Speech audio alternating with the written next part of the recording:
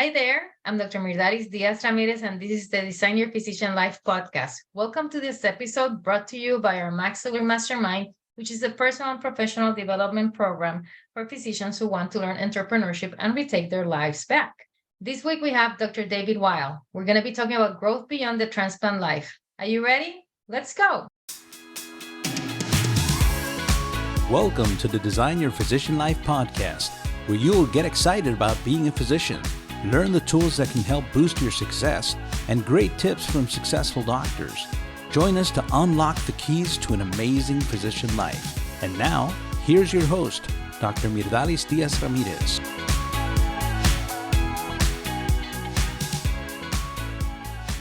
Hey guys, welcome to your Design Your Physician Life podcast. I'm very excited today. We have Dr. David Weill here, so welcome. Thank you for being here. Thanks for having me. Let's say a few words about you. You're the former director of the Center for Advanced Lung Disease and Lung and Heart Lung Transplant Program at Stanford University Medical Center. And now you have transitioned from that position to be the principal of the Weill Consulting Group, which focuses on improving the delivery of pulmonary, ICU, and transplant care all over the United States, really as a consultant.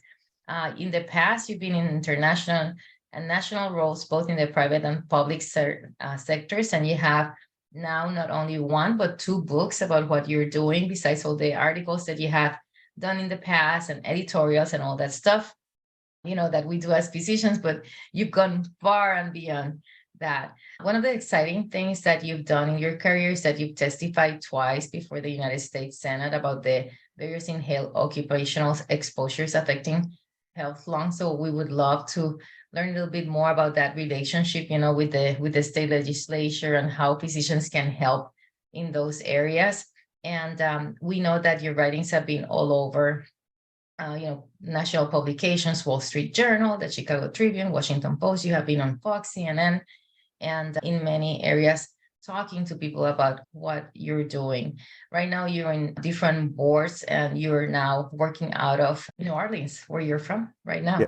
Yes. So welcome. Thank you for being here. Thank you for having me once again. Pleased to be here. So before we go to all these wonderful things that you've done and you're currently still doing, let's talk about who decided to be a doctor. Was it like little David, young David? Who was the one who decided to become a doctor? Well, I grew up in a medical family, so I think it was little David. My mom's a nurse, and my dad was a doctor, and he exposed me to it. I would go some Saturdays and round with him in the hospital, and he was in a teaching hospital here in New Orleans at Tulane University for many years. He was head of pulmonary medicine there for over 3 decades. And so I got exposed at an early age, and then I started working in the hospitals in high school and college as an orderly. I don't even know if they have orderlies anymore in hospitals, but I was around it from an early age and, always wanted to be a doctor. I was one of those kids. It's always amazing to me. I didn't have that example. I knew as a child, like I was healing my dolls and all that stuff. And, I know people are talking about Barbie these days. I didn't like Barbies because they wanted like the big dolls to cure them. And that was the thing that was within me. But in your case, your dad was a pulmonologist. So like going all these years, all the way and getting through that training to also become a pulmonologist, that's always amazing to me. All those children that become exactly the same specialty as their parents. So it must have been wonderful. Did your dad ever tell you anything about it once you became a pulmonologist? Yeah, we talked about it quite a bit, actually. I think that it was a common bond for us. It was an area that we could really, have in common. And, we talked almost every day when he was alive. He passed away in 2013. But it was something that, he and I shared a real intense interest in. He was a research scientist primarily, whereas I was a clinician. I got interested in lung transplantation as a clinical field. So I took a little bit of a different direction within pulmonary medicine, but we shared a love for the lungs in our own way. So tell me about, you eventually become a pulmonologist, you eventually go to Stanford. Was it before Stanford that you had already started sharing with the public in the different media outlets and this interest to share information and people talking to you? Or was it during your Stanford years that you say, you know what, I'm in this position? And then people started reaching out. How did that happen for you? I think there was some of that before I got to Stanford, but then once I got to Stanford, it picked up. I think that, Stanford, really all aspects of the medical center and the university have a lot of visibility to it. So I think that all of that, all of those opportunities to speak publicly, to write publicly, I think started when I was most intensely when I was at Stanford, but I did a little bit of it before I got there. And as physicians, you're first a clinician, you learn all these things. Eventually, you are in a certain position where you become the director of these departments, right? Yes. When people are trying, we're talking about designing our physician lives, and if somebody's interested in getting into these positions of, of where they can contribute at a higher level, are there any recommendations that you have for the physicians who are starting or who are, like in the middle age, considering that transition into those positions? Because they don't teach us a lot of like leadership in that way. They don't teach us how to communicate with the administration. They don't teach us many things that are going to be useful for us to have successful careers in those seats. I agree with you. I don't think, at least when I was coming up in the medical field, that kind of education was available. I do think it's available now in nearly all the institutions that I'm familiar with. Their leadership seminars, their leadership courses.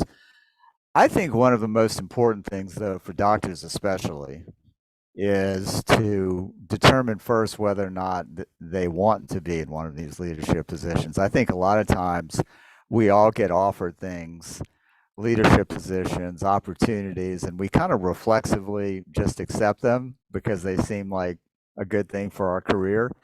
I don't think everybody's necessarily cut out for it, though, and I don't think that it's of a high degree of interest for a lot of people. So I think the threshold question has to be, do I want to do something like that? Do I want to take a leadership role? And then once you decide to take it, I think that getting some formal training is a good idea, but I do think a lot of it you kind of either have or you don't have. And a lot of the leadership qualities that I have come from my sports background. To me, it was always a team, and there was a leader of the team.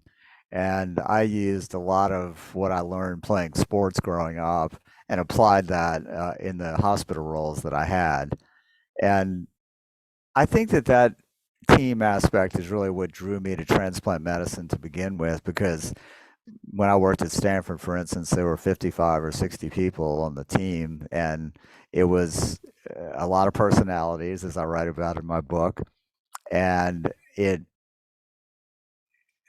most important thing that I had to do was get all of those people moving in the same direction. And I think that's where the challenge is, and that's the role of any leader, I think, in medicine or otherwise. So there comes a time where, you come from the leadership in sports, you've done the medicine, you say, you know what, I love doing transplant medicine, and you're here now, leader of this team. Were there any specific projects that you immediately saw and you say, you know what, I think this is needed, this is going to be, and I think I can change it in this way? Do you have an example of something that you approached and that, having been leader in the sports teams and having the knowledge of the medicine, really helped you to Yeah, yeah, accomplish and achieve those changes? yeah.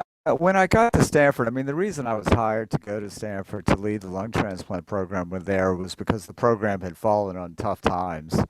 It was a program that had been around for a long time and had done some good work, but then as of late, they were having trouble. They were having trouble doing a sufficient number of transplants to be really good at it. So when I got hired to go there, my job was to increase the number of transplants we do and vastly improve the quality of the transplants we do. So I think like in any situation, it would be like somebody taking over a company and trying to turn it around. Or renovating a house, as I used to say. You basically have to look at every aspect of the program. And I did that when I got to Stanford. And the things that I liked, I kept. The things that I didn't like, I got rid of. We had to make some personnel changes. We had to make some protocol changes. We had to make cultural changes. And I think of all the things that I've done in my career, that's the one I was most proud of, is that we got that program turned around. And so by the time I left Stanford, it was in a lot better shape than when I took it over. And I think that's the goal that any of us should have. Just leave it in better shape than when you found it. And it was really that simple for me. It's hard work, especially if you're making cultural changes. You're asking a group of people to do business in a different way than they've ever done before. And I think that's hard because people don't like change, you know. A lot of people resist change. It's quite a few things that we can talk about here. That's one of the things that I tell my kids whenever they go anywhere. Just try to leave the place better than you found. And in your case, you were hired to do so, and we're glad that you were able to do that. And now, not only you were able to do that at Stanford, you're going all over the United States doing similar things as a consultant for many other pulmonary programs, which has led you to writing these books, and we'll talk about them in a second. Um, One of the things that you talked about is cultural change and teams, comparing the way that you grew up in medicine, dealing with teams. Are there any particular things that you say, these are key elements when you're building your teams that you should not forget in Yeah. recommendations for people in positions of leadership? Yeah. I think leaders in medicine, especially, and especially areas of medicine that need good teamwork, like transplant, but there are many others. Almost every area of medicine needs good teamwork. Um, I think that the people that work in those programs have to believe that the person that's leading that effort is as committed to it as they are. You know, in other words, I think that team members need to see that whoever's leading them is really committed to it, really works hard at it, really cares about what happened. I think that sometimes in medicine now, and I see that in my consulting work, the leader of the organization doesn't demonstrate to the rest of the people that they really care about what the individuals care about. You know what I mean? They just can't project that to the rest of the team. And I think that that's when team members decide, I'm not going to follow this person. If they don't care enough, why should I care? Why should I? And I think But one of the first things I did at Stanford is, and most of the time I did it well. Sometimes I did not do it well. Was show everybody how committed I was. No, sometimes I showed everybody how committed I was, and I could be a little abrasive doing that, and I had to kind of pull that back. And I think that that's the sweet spot. That's the hard thing, is show your passion, fix problems aggressively, but try not to in the meanwhile offend anybody. And I think that's the challenge. yeah, we see, like you can bring your passion, and then that way of communicating can be Yes. different. Yeah, and I think that that is especially true in today's hospital environment, right? I think, when I was growing up in the field, the language was different, the people were different, the way we talked to each other and acted was different. Yet now in 2023, some of the language we used and some of the ways that we dealt with problems back then just don't fly anymore. Times have changed. And so when I do my consulting work, I often see members of the team that have difficulty with that.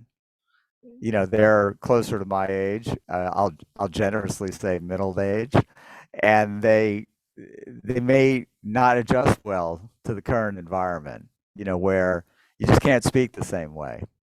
And I think that that's a tough adjustment for a lot of people. It was for me at times too.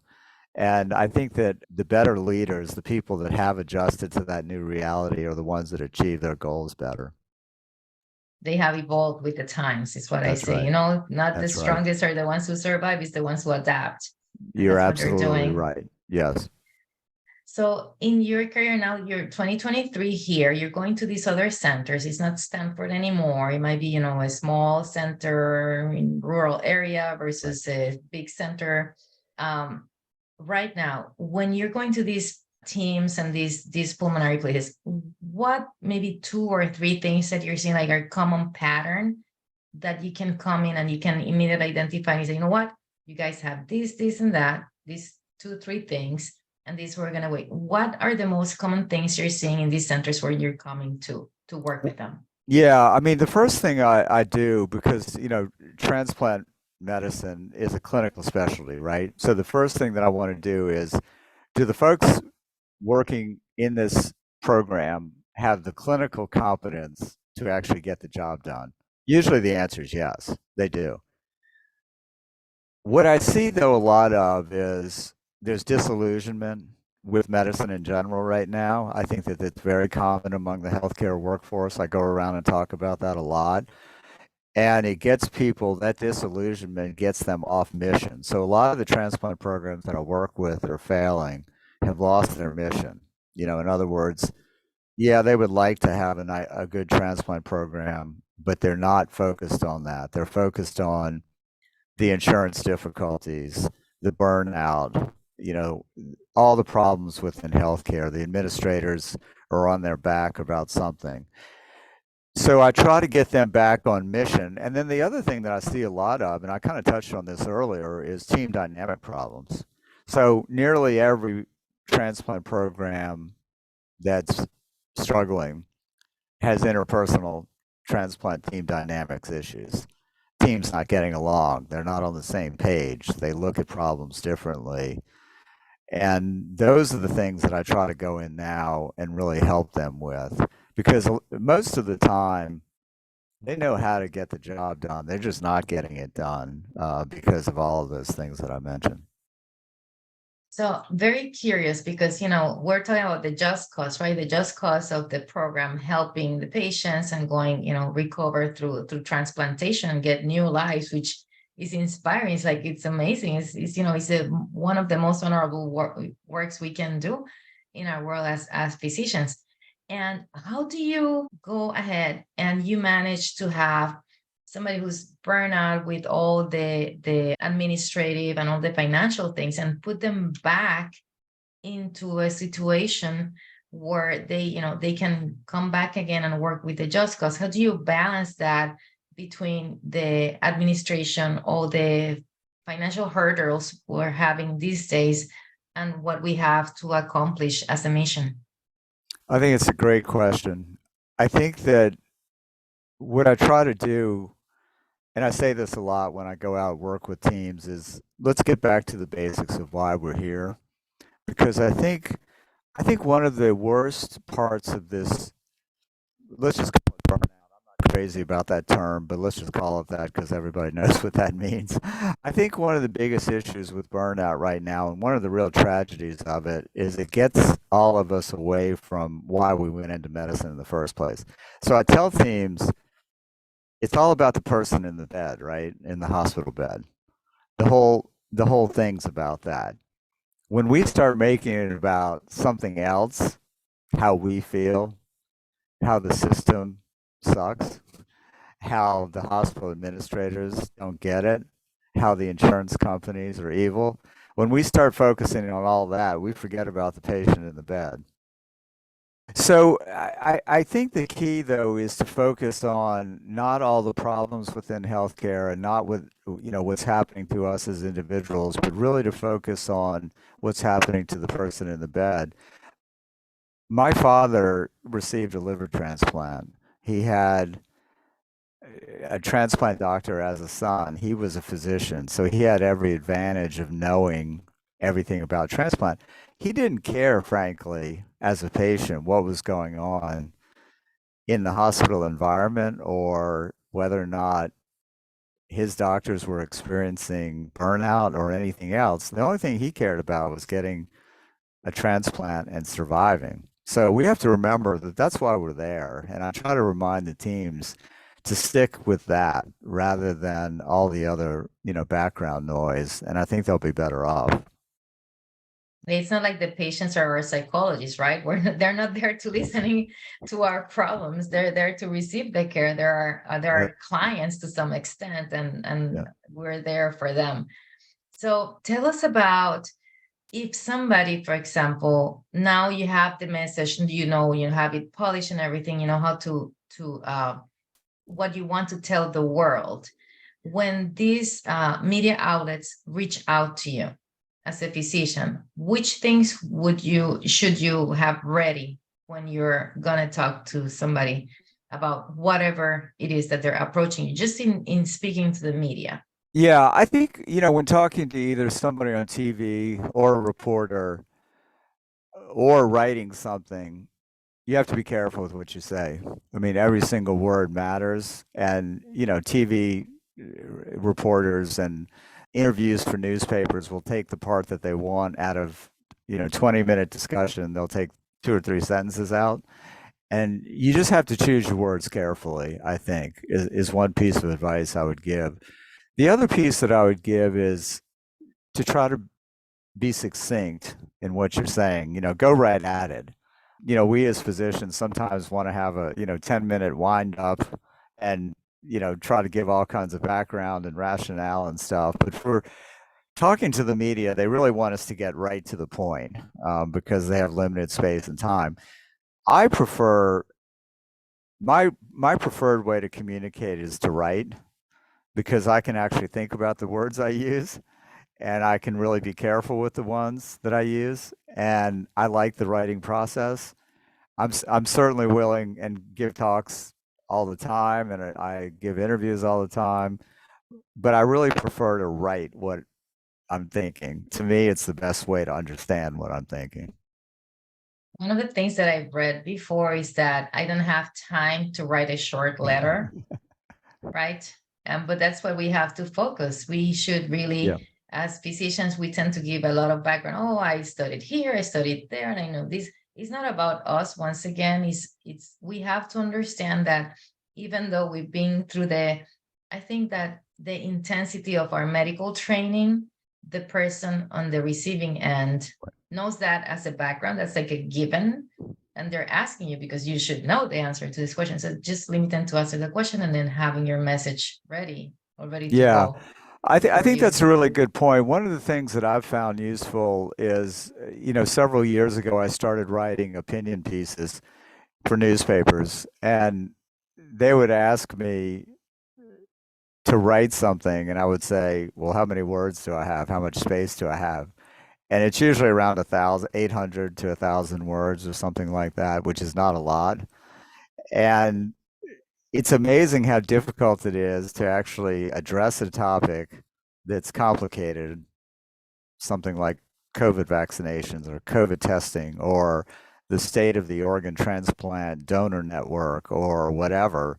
And you have to do it in 800 words. It's challenging, but it's a good exercise actually, because it makes you get down to the meat of your argument quickly. And I've enjoyed it. I try to do it regularly because I think it's good for my writing in general. So we've talked a lot of things that you've done already that have helped you with the transition from a clinician to an entrepreneur. Right now you're an entrepreneur, right? You are helping in medicine in an indirect, well, actually it's a direct way. People need the consulting when they go there, but not directly as a physician. Did you ever think about that fact that you would not be practicing seeing patients, face to face anymore, but then now being an entrepreneur, and what other things you needed to be as an entrepreneur? I think, coming from leading such a team and having to deal with budgets in the hospital, as you probably were doing, and all that stuff prepare you to do all this stuff, but seeing yourself as the physician entrepreneur, was there like a transition there? Was just like a natural thing? You know what? This is the next step, is what I have to do. Yeah, it's an interesting question because when I finished training, I think I was 31 or 2 years old, and I thought that I was going to practice transplant medicine for 20 years and then stop and do something else. And actually, it turned out to be 20 years. and then I stopped. I didn't really have a clear sense of what I was going to do after, but I didn't think that I was going to be a transplant doctor till age 65 and they would throw me a retirement party and I would go off on my way. I thought the work was, for me, too intense for that. I thought that I had about 20 years that I could do it, and then I would have to do something else. And so during the course of my career, I found myself more and more in situations where I would have to communicate in one form or the other. And I had learned a couple things along the way about transplant, especially. And I thought that the best use of my time and the best service that I could provide was to try to help transplant programs perform better. So it came very naturally out of my main career, which was taking care of transplant patients. Tell me about the book writing. You've written two books. We're going to go a little bit into the first book. What inspired you to write that book? And let's talk about the teachings of your book here, or Yeah. both of them. Yeah, my first book called Exhale was a memoir about the ups and downs that the patients experience in the transplant process and that I experienced in the transplant process. You know, there's very high highs and low lows. I got to the point after 20 years of doing that that I was devastated by the patients that we would lose, that we weren't able to help, that would die under our care. And I talk about the emotional toll that that takes after many years and some of the frustrations of dealing with hospital politics and our healthcare system. And those frustrations, you know, were littered throughout my career, just as it would be throughout any of your listeners' career. But I also tell stories of our patients who were so courageous, and they also taught me a lot. You know, in other words, it wasn't just doom and gloom every day. We also had some doom and gloom, but most of the time we were doing great stuff. You know, we were helping people in a unique way. And the patients really taught me, you know, what's important. And, you know, what's important are the people around you, your family, your friends, your faith. And those lessons showed up in the book and they showed up in my career. So that was the gist of my first book. And at the end of the book, I talk about this transition that we've talked about today, where I go from being on the front lines of transplant care to now taking a different role and how I felt about that. I just can't imagine how many stories you have. I have this particular one. I think one of the most intense things I've ever done in anything that I've done is doing liver transplant. The fluid challenges are so big. We're putting lines, we're replacing so much for those patients to keep them alive. And it's intense. And you expect, you know, like for the post-operative period, sometimes they, you know, it can be so swollen and all these things. And the next day gave me one of the most beautiful, I think, experiences in my life as a physician.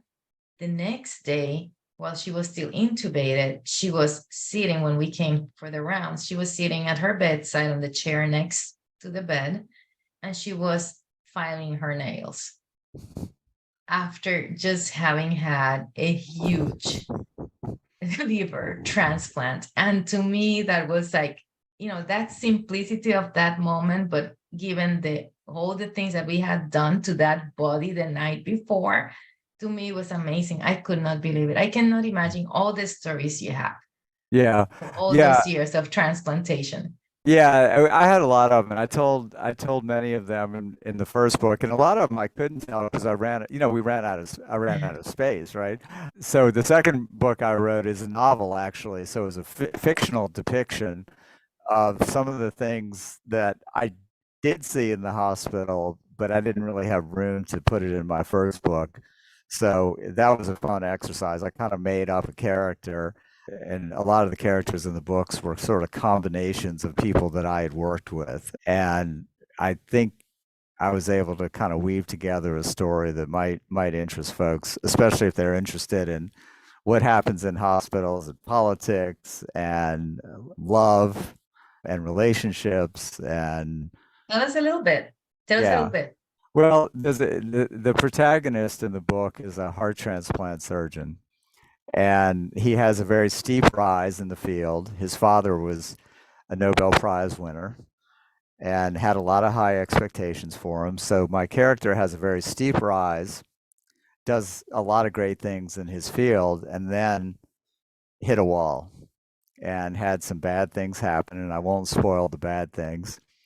And he has to dig himself out of the trouble he got into. And meanwhile, he's got somebody, a love relationship that he lost when he changed as a person. And their story kind of comes together as the book evolves. But it's very much, I think the readers, especially the readers that are in the hospitals a lot, will relate to the experiences of, what we do in this environment is very tricky. It's very difficult. And sometimes it gets away from us. And so it got away from my character in the book, but then he pulls it together toward the end. So You I'll know, leave it, I'll leave it's it at that. it's amazing. You haven't said the title of your second book yet. Well, we're working on it. The working title is called Heal Thyself. And I don't know if that'll be the ultimate title. I don't know if your listeners know this or not, but the author proposes a title, but the publishing company actually picks the title. So, We'll talk a little bit about writing the book writing, because so many physicians want to write books. yeah. We'll talk about all that process in a second. But Yeah, yeah. A lot of doctors are writing books now, a lot more than there used to be. I mean, writing the memoir was was cathartic in many ways. It got off my chest a lot of the things that I was feeling at the time, and I drafted it very quickly. And then, of course, it takes a long time to edit it and make sure it's in good English and all that kind of thing. So that was fun experience. But writing the second book, a novel, was very different because I was making it up, and fiction writing is extremely hard, very difficult. And so I like the process. I sit down each morning and start before I do any consulting work. I start my day writing, and sort of in the middle of the day, I shift gears and do my consulting work. So I kind of split the day in half. did you have a background as a writer before through your life? No, I mean, probably In like a high lot of, school, in middle school, in any I read a schooling lot. before? Yeah, I read a lot more than writing. I actually read a lot. My mother is a big reader, still is, and she really encouraged me to read a lot, and I do read a lot still.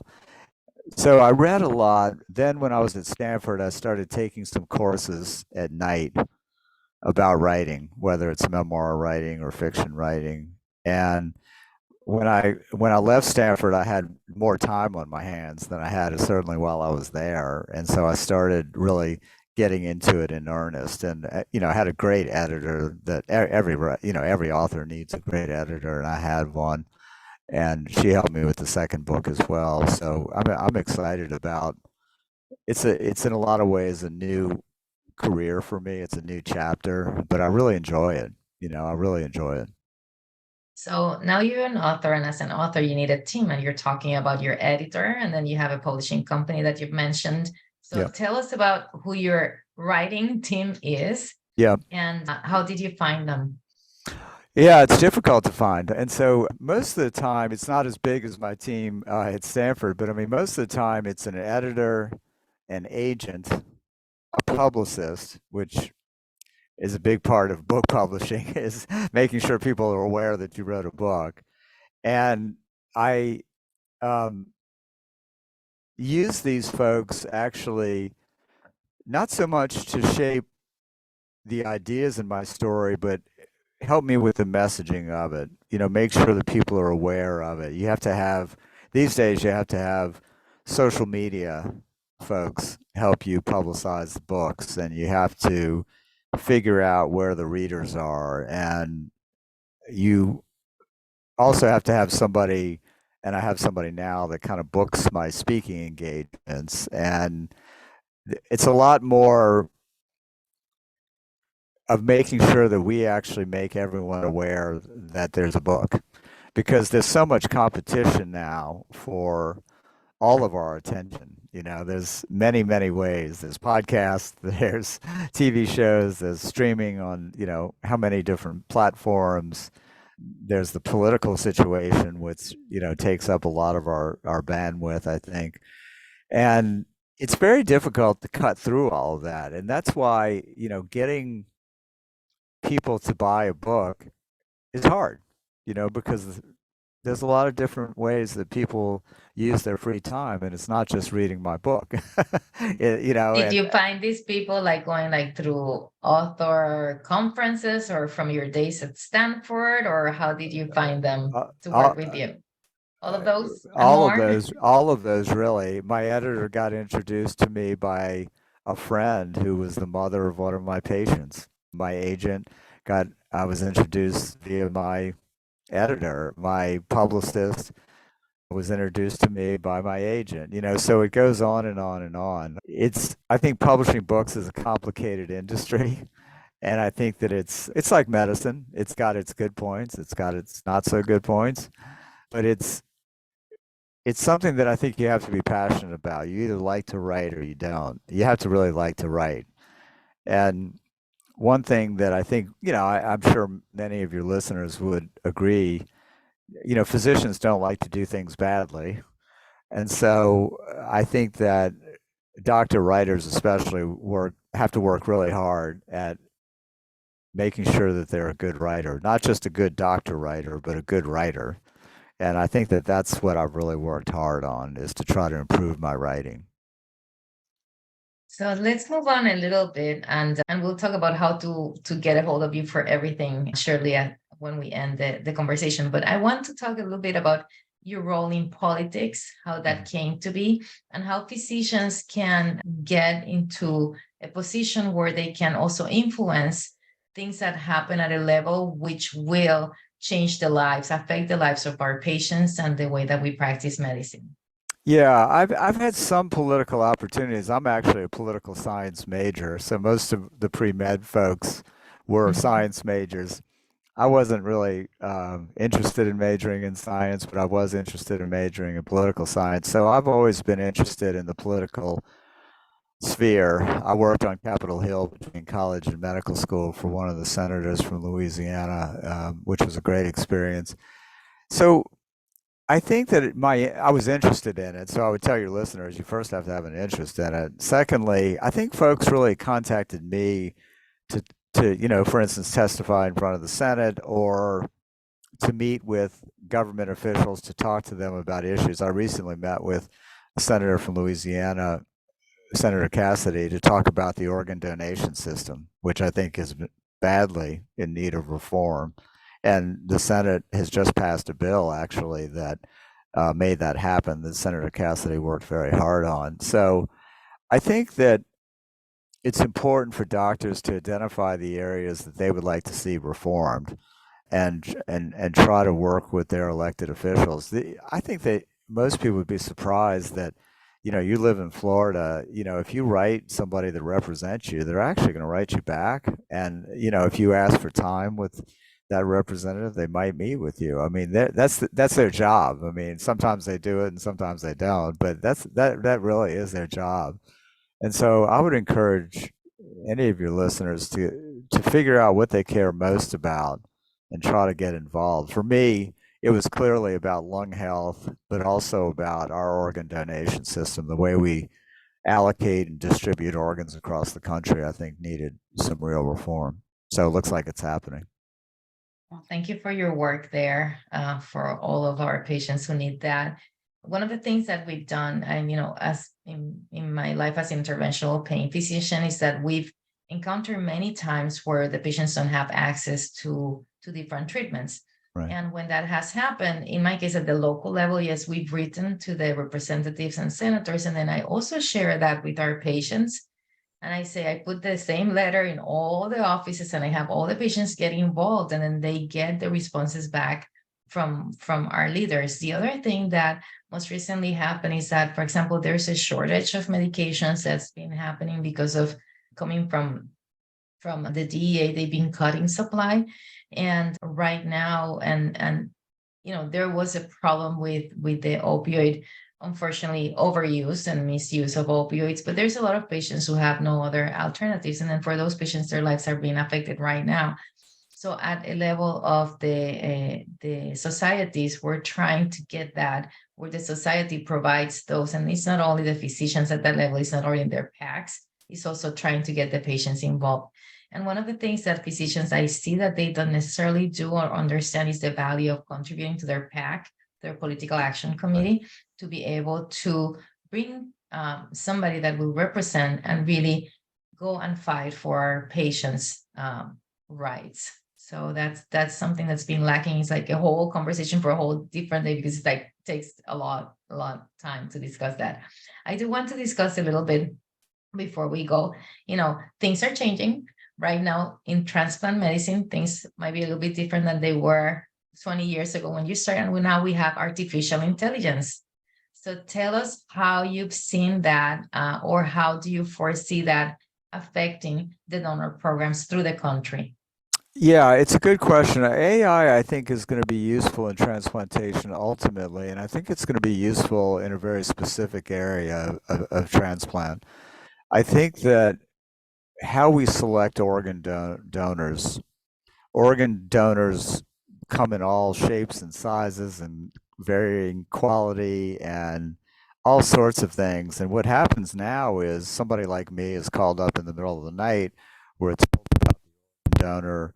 We decide to accept it or not based on pretty subjective criteria. There's some objective criteria as well, but a lot of it is pretty haphazard. So what happens is you see too many transplant programs turning down organs that I think are ultimately usable. And they turn them down because they're human beings that are influenced by their recent experience. Well, I had somebody last week that died after a transplant, so I'm going to turn this one down. Or, I once had somebody that drowned and their lungs didn't work after the transplant. I think that artificial intelligence can be applied to that organ donor evaluation process in a way that'll make those decisions more evidence-based. And so that's a very specific area within transplant where I think it could be used, and I think there are companies already working on that. I think that it's going to be a good thing because I think we're wasting organs right now. I think we're turning down ones that could be used. And every time we turn down an organ, somebody might die on the waiting list. So I see AI as, not taking over transplant medicine and all the post-operative care, and I don't see AI doing the surgery for transplant. But I do think you can get that sort of technology involved in how we select organ donors, and I think that would be a big, big evolution in our field. How do you see the production of, non-human organs progressing or not in transplant medicine? It's coming along. I mean, it's coming along. I think that xenotransplantation, where we take a animal organ and put it into a human, is probably the one that's going to be used most in the nearest term, and is already we've seen the stories in the newspapers about I think the University of Maryland did a pig heart transplant on somebody. I don't think it's as close to a clinical trial as we hope it would be. In my experience, So I cannot print an organ and then put it right now. Not yet. Not yet. Not yet. Not yet. It may come in my lifetime and in our lifetime. I hope it will. But all of these things are very complicated. They take a lot of time, and I'd like to tell the listeners that all of that is around the corner, but I don't think so. I don't think so. Not yet. So we've covered a lot of topics. You had a wonderful life so far with all the things that you've been doing. Is there anything else here that you want to give us a tip for our listeners who are thinking, let's talk about entrepreneurship, and then specific tips about entrepreneurship that you might want to share with them? I think the most important parts of entrepreneurship, at least for me, when I was leaving Stanford, I actually got out a pad of paper and said, all right, what are the things that I do well? What are the things that I do badly? and what are the things that I don't want to do, whether I do them badly or well. And I made 3 columns, and I actually just wrote it in. And so it turns out the things that I like to do are try to fix transplant programs. I think I do it pretty well, but that's not for me to judge. So I focus on that. The things that I do badly or don't want to do, I just stop doing those just because I don't want to do them. I don't do them particularly well. So I think I would encourage all of your listeners, if they have an idea for something entrepreneurial, is to figure out, do they do that well? Is that really where they want to focus your attention? So all of my attention professionally is focused on transplant, whether I'm helping a program perform better or a company come up with a new technology. That's what I know. I don't know a lot about a lot of other things. And so I think your listeners have to really figure out, where is their expertise and do they enjoy that? That's the first question I would try to answer. And after that, you can make a real go of it. You also have some passion in writing, and then you decided to not only get your passion, but you decided to get coaching and learn about that, and then, a new skill to you, and hopefully, we're waiting for that novel that's coming up. Yeah. No, I'll come back on your show and talk about that. I hope it'll come out in early 2024. So that's awesome. But thank you for being here. And can you please tell us how people can reach you, where they can find your first book? Yeah, probably the easiest thing is to go to David Weill, David, Weill, MD.com. And it's got links for my first book. It's got links to the op-eds that I've written, videos, whatever anybody wants should be on the website. So that's probably the best place to look. Well, thank you very much for being here. It's been a pleasure, and we look forward to more of you soon. Thank you. Enjoy the conversation. Thanks very much. Thanks. Well, guys, that was it for today. I hope that you learned a lot and you listen to more of our podcast. Please subscribe and give it 5 stars. Share with your family and friends. And if you want to learn more about Dr. David Weill, you can find him at his website, davidweillmd.com. That is DAVIDWEILLMD.com. Listen to more of our podcasts in our new YouTube channel called Max Allure Mastermind, and you can learn about how you can make changes in your life like this, like Dr. Weill did for yourself, in our website, maxallure.com, MAXALLURE.com. See you next time. Bye. Please remember that Design is not providing specific financial, medical, or career advice. Our only intent is to stimulate your appetite for growth by sharing our experience and those of our speakers, coaches, and guests. Your personal growth and success will be unique to your circumstances and your hard work. We sincerely hope you enjoyed the show and look forward to seeing you next week.